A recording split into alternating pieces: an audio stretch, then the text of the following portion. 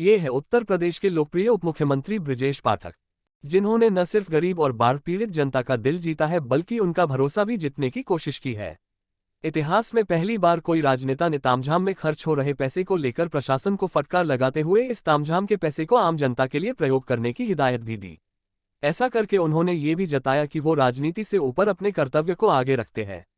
आइए सुनते हैं कि उत्तर प्रदेश के उपमुख्यमंत्री बृजेश पाठक ने ऐसा क्या कह दिया कि वो अब जनता के दिलों में राज करने लगे हैं। यहाँ पर पहुंचने पे मुझे बहुत दुख हुआ है।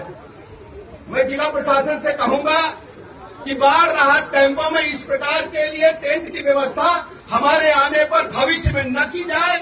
ये धनराशि का दुरुपयोग बिल्कुल नहीं जरूरत है। साधारण इस धनराशि का उपयोग सारा का सारा बाढ़ पीड़ित लोगों के लिए किया जाए। इस टेंट और ये दरी बिछाने की बिल्कुल आवश्यकता नहीं है।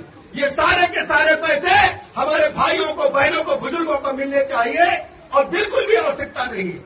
ये बोतल का पानी हम लोग न पीने के लिए नहीं आए हैं। हम लोग आप लोगों की पीड़ित दर्द का एहसास करने के लिए आए हैं। जब आप बाढ़ पीड़ित राहत कार्यक्रम करते हैं तो वहां टेंट, सजावट, कुर्सी, टेबल पे पैसा मत खर्च कीजिए।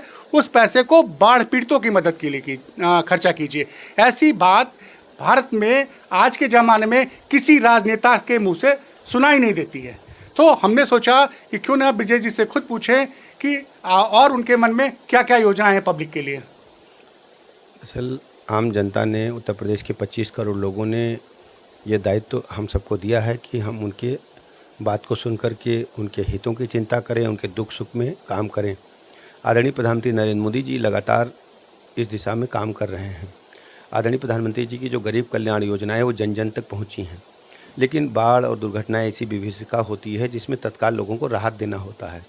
राहत कैंपों में कहीं भी ऐसा प्रदर्शन नहीं होना चाहिए जिसमें सत्ता झलकती हो। हम गरीब आदमी के लिए, आम आदमी के लिए काम करते हैं, उन्हीं के हम प्रतिनिधि हैं। इसलिए जो भी इस दिशा में फिजूल खर्ची होती है वो उचित नहीं है।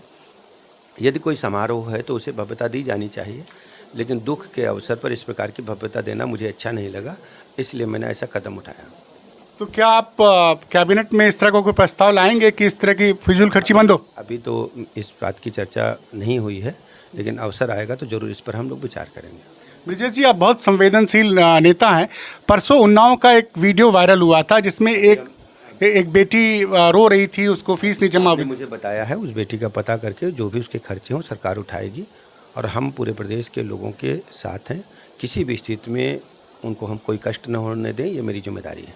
नहीं तो क्या प्रदेश सरकार ऐसी व्यवस्था क्यों नहीं कर देती कि चाहे वो गवर्नमेंट स्कूल में पढ़े चाहे प्राइवेट स्कूल में पढ़े? वो तो किन परिस्थितियों में क्या हुआ अभी हम जानकारी के बाद ही कह पाएंगे।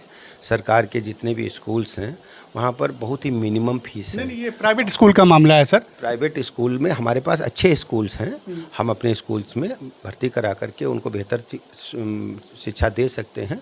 और यदि प्राइवेट स्कूल में ही बच्चे पढ़ना चाहते हैं तो वहाँ के लिए भी कोई न कोई रास्ता हम निकालेंगे।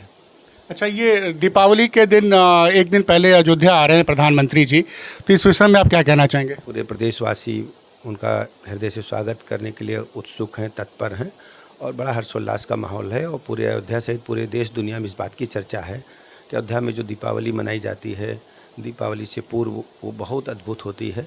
करोड़ों दिए एक साथ जलते हैं।